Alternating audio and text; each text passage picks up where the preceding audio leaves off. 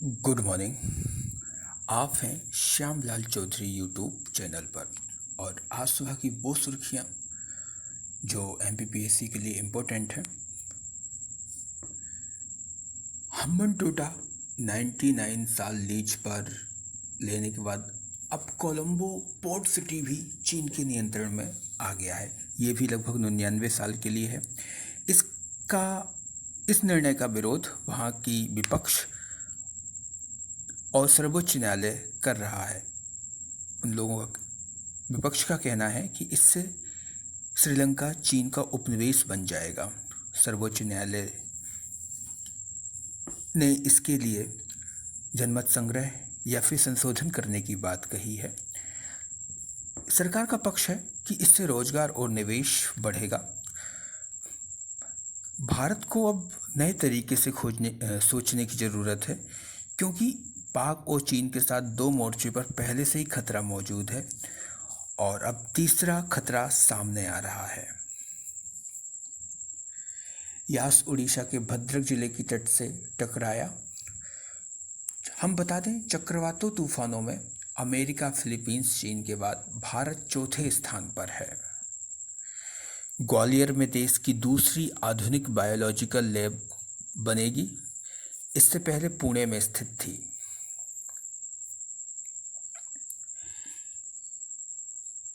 राजस्थान ने निर्णय लिया है कि कोरोना से हुई मौतों का ऑडिट कराएगा। ये तो थी आज के सुबह की कुछ सुर्खियां जो इम्पोर्टेंट थी। अब हम पिछले महीनों की सुर्खियों पर बात कर लेते हैं जो ज़रूरी है। अंतर्राष्ट्रीय भ्रष्टाचार निरोधक दिवस 9 दिसंबर को मनाया जाता है।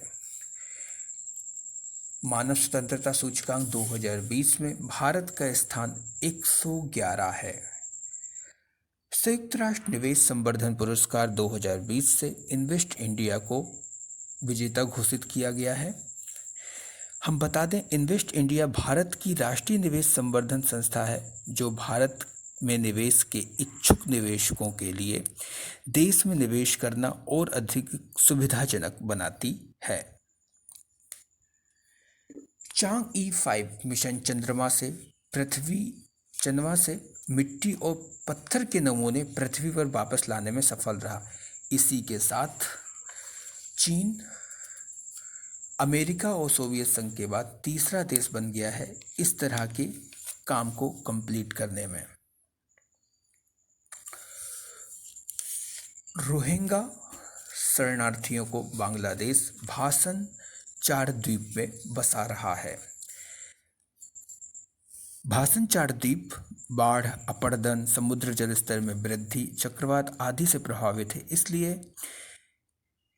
एमनेस्टी इंटरनेशनल जैसे कई मानवाधिकार संस्था इस पुनर्वास के खिलाफ हैं।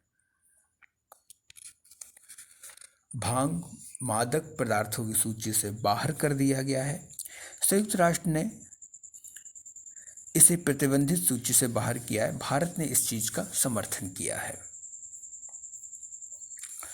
सिम्बेक्स 20 भारत सिंगापुर के बीच एक नौसैनिक अभ्यास है। पासएक्स नौसैनिक अभ्यास रूस और भारतीय सेना के बीच हुआ था।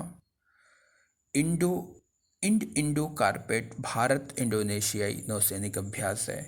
डकलस स्टुअर्ट को 2020 का बुकर पुरस्कार मिला है। इनकी रचना का नाम सुग्गी बैन है। हम आपको बताते चलें, बुकर पुरस्कार अंग्रेजी साहित्य का सबसे प्रतिष्ठित पुरस्कार है जो कि सर्वोत्तम अंग्रेजी उपन्यास को दिया जाता है। इस पुरस्कार की शुरुआत वर्ष 1969 में हुई थी। तो ये तो थी आज की कुछ सुर्खियां और साथ में पिछले महीनों की कुछ सुर्खियां जो कि हमारे रिवीजन के लिए बहुत ज़रूरी है। और फिर अगर आपको वीडियो पसंद आता है तो लाइक और चैनल को सब्सक्राइब तो ज़रूर ही करें, क्योंकि आपकी ये सब्सक्रिप्शन हमारी मेहनत को और करने के लिए प्रोत्साहित करता है। और अब कल का सवाल जो मैंने पूछा था कि यास तूफान का नाम ओमान ने रखा है, इसका अर्थ क्या है? तो इसका अर्थ है निराशा। और अब चलते चलते मैं आज का सवाल पूछ लूं। भारत में एकमात्र जगह है जहां पर चेरी ब्लॉसम महोत्सव मनाया जाता है। यह किस जगह पर मनाया जाता है? यह है आज का सवाल। चेरी ब्लॉसम महोत्सव देश के किस हिस्से में मनाया जाता है, ये आपको बताना है। मैं आपको बता दूं, इस त्यौहार को मनाने के पीछे सबसे बड़ा रीजन है प्राकृतिक संसाधनों सतत पर्यटन को बढ़ावा देना। लेकिन आपको बताना है जगह का नाम, कि किस जगह पे इसका आयोजन किया जाता है। तो बस आज इतना ही, कल फिर मिलता हूँ। हाँ, सब्सक्राइब जरूर करिएगा चैनल को। इजाज़त दें।